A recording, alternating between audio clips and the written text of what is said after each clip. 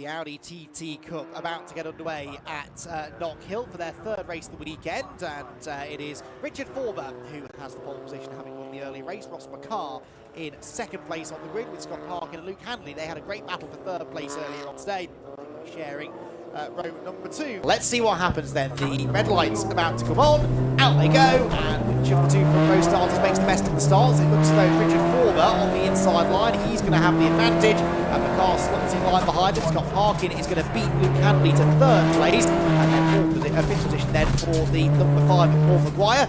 All cleanly through Duffers Dip down towards McIntyre. There's one car on the grass on the run down to turn 1. That was number 37, David Robb. There's been a moment though for Ross McCarr. He's run out wide. He's down to third behind Scott Parkin. So Parkin through into second. McCarr losing a bit of ground there at the start of the race. And he will not be happy with that, because there's a good chance now that Richard Forber will have the pace to escape up the road a little bit now. Convinced that Scott Parkin is going to have the pace to go out. See down the railway straight again.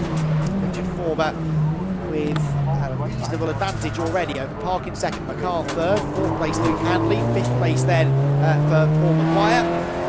Places where he started, side by side further back, and that is Morgan Root, no not Morgan Root, that is Tim Evans going on the inside there as they came across the line. Here they're the battle for second place. Ross McCarr to the outside of Scott Parkin, who defends and runs a bit too wide at turn 1. McCarr's going to get the better exit and really wants to try and make this place as quickly as he can. Scott Parkin sweeps across in front of him, and he's just about to hold on to second place. So entertaining opening lap and a half of racing so far. Richard Forber with a 1.26 lead now. Scott Woodwist as he makes his way towards the end of lap 2. Certainly a more comfortable time than he had trying to get past Ross McCarr in race number 2 earlier on. Clear at this point. Scott Parkin using all of the track he needs as well. So a little bit here. He'll have to try and pick his way through if he can.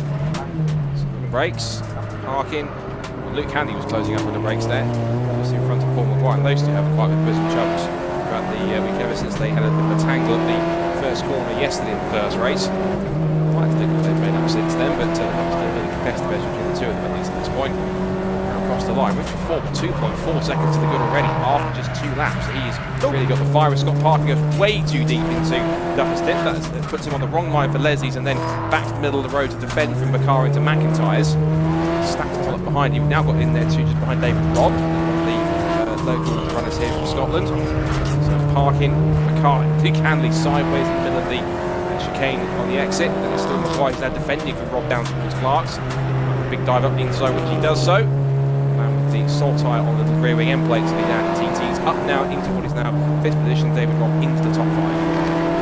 The haircut again, really have allowed Forber to escape now, but entertaining battle for second place developing here. Only a 15-minute race this as well, so we're going to move on if you want to try and make some progress through the order, as I'm sure Paul Maguire does at the tail end of this group, just in behind the David Robb car now, but Robb was breaking into the top 5 on that previous lap. Ross McCarr moving round in the mirrors of Scott Parkin, just trying to distract the race leader, perhaps force him into a mistake. Downhill now through Duffers Dip. Red curbs on the inside down at Leslie's. Turned black now completely by the end of the weekend, as drivers have been hammering that curve to help rotate the car. The left-hander at the bottom of the dip. All run through the chicane there for Parkin. McCarr draws level on the outside line. But the Darkside Motorsport car just manages to stay in front. Takes a very tight line to try and cover off the switchback. McCarr's on the grass. Has to bail out of it. There was never space there, unfortunately. And in lifting off the throttle, loses momentum, allows Luke Handley now to come alongside him. And Luke's going to try and go around the outside. Needs to be careful not to leave the door open for David Robb, though. He's having a really good drive in this third race of the weekend. And he does now get at the inside of Handley. That's the danger of going to the outside of the hairpin. If it doesn't work for you, very easily end up losing a place instead. Particularly these cars, 250 brake horsepower for the front wheels of these 2 Audi TTs. And they go defensive with David Robb, who's come alive in this third race. He's been a bit quiet in the first 2 races, but race 3 seems to have found his groove a little bit more. He's got past Paul Maguire, now he's past, he's on the back of Luke Handley, trying to pick up 4th position at his expense. Through, just back to the chicane. These cars just literally not just go over the curves, but where they just instantly just change direction from left to right, just over the curves as they switch the weight balance between corners. The curve on the exit still. Rossmacher tucked right under the rear wings. They come back towards Taylor's now once again. This is on lap 5. Meanwhile, he's quite far up the road from this lot, by the looks of it.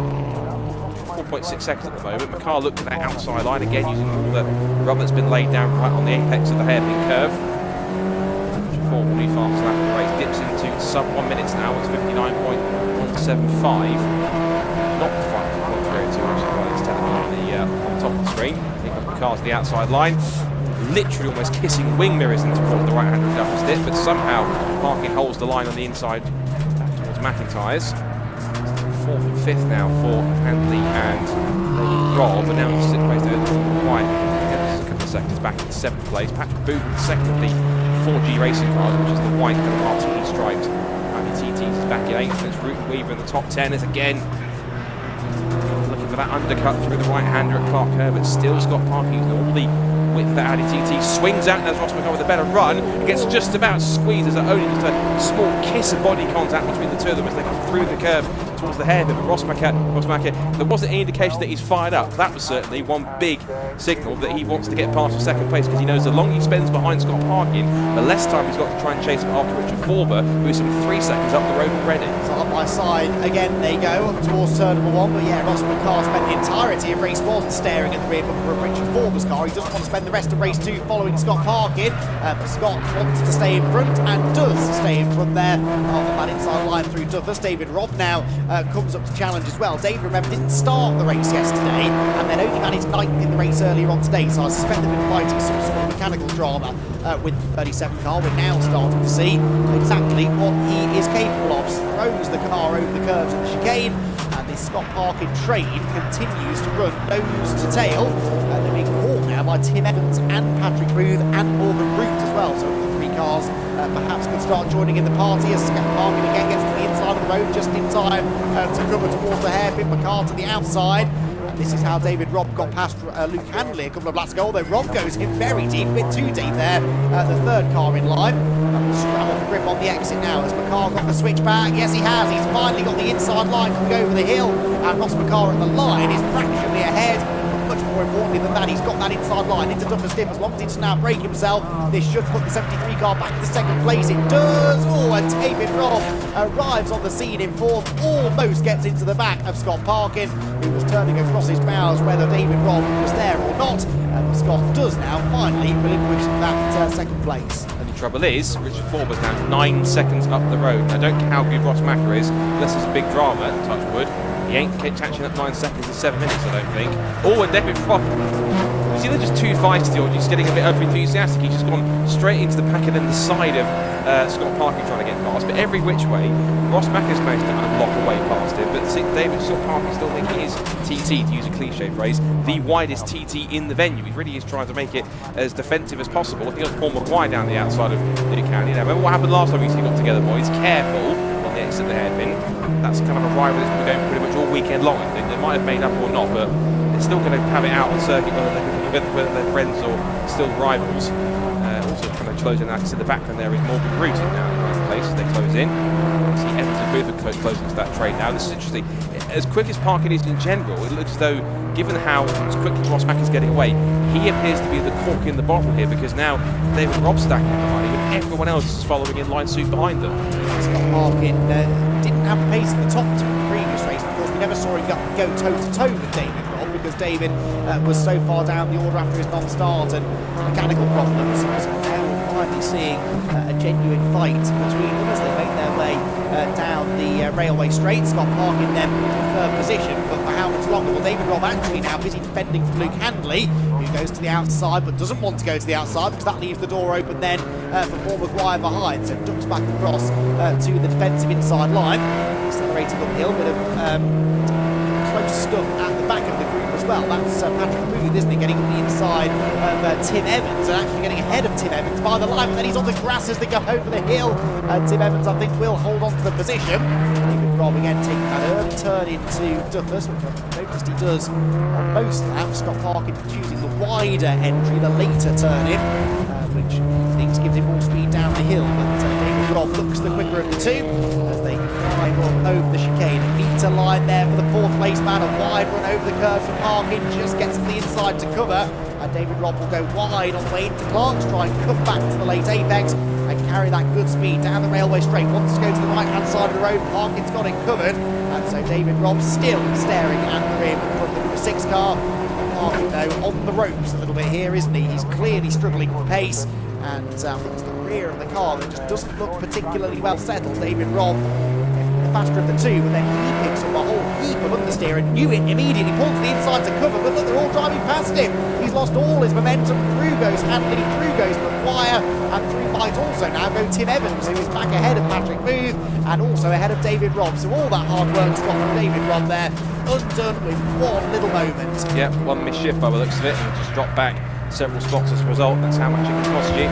So now Scott Parkin has a new challenge to deal with in the form of Luke Handley. What can he do to try and crowbar his way past the very wide Audi TT of Scott Parkin? Bounces over the curve there as Parkin negotiates his way through.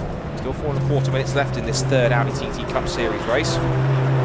Right-hander at Clark's, now back into this long run. And looking as though he's possibly shaping up for a move here. He's sort of posturing around the back of the 6 machine, looking one way then the other. Is he going to go? Is he going to hold stage? Is he going to go to the inside? He's thinking about it. Not just thinking about it, he's going for it at the inside. And Scott Parkin just opens the door and says, after you, Luke, through the inside. That either he's watching, waiting, trying to make the cutbacks work and it didn't happen, or simply just he's letting through the slash the headlights. Either, unless it's a tactic, realises that Luke is quicker and he's going, right, now that you're through, you lead, you take the turn, let's go and chase after, go after Ross and co. But even then, Ross is some 5 seconds up the road, so in 3.5 minutes, sorry Scott, but you ain't catching him at 5 seconds up the road. No, I think maybe he was just a bit surprised by Handley's really late braking there. It was a good move by Luke, and perhaps just caught Scott Parkin on the hop a little bit, but if nothing else, working together now might get them away from Paul McGuire behind, and might allow Scott Parkin to at least salvage 4th place. But these two were very evenly matched in the previous race. Handley spent the entirety of it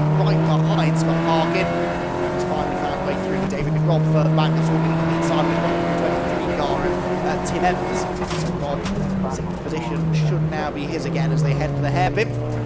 Handley arrives in a podium place then. Scott Parkin 4th.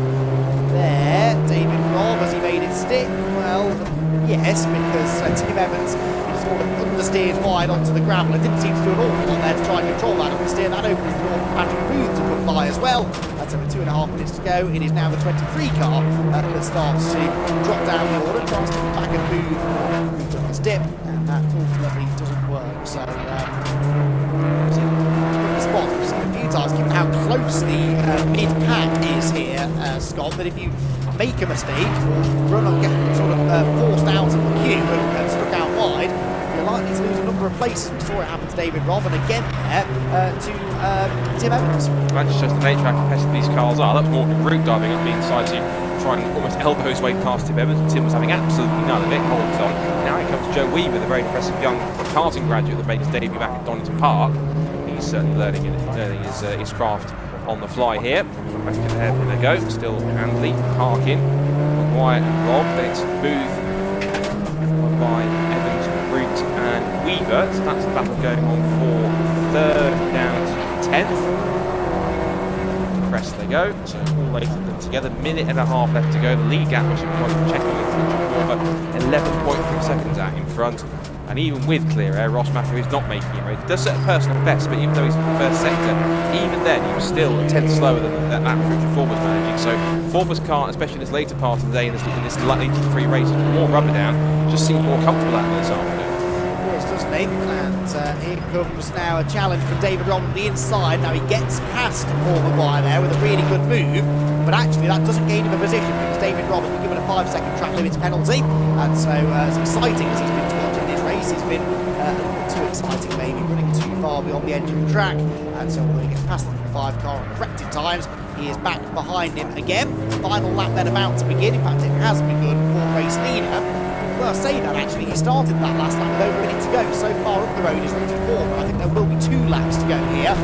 So Ford not quite home and dry just yet. He is over the curbs at the chicane. Ford 11.3 seconds his advantage. Lost the car. Probably would have taken the fight to him a bit more had it not been for the fact he lost stuck behind Scott Parkin for so much of this race, well over half of it he spent behind the 6 car.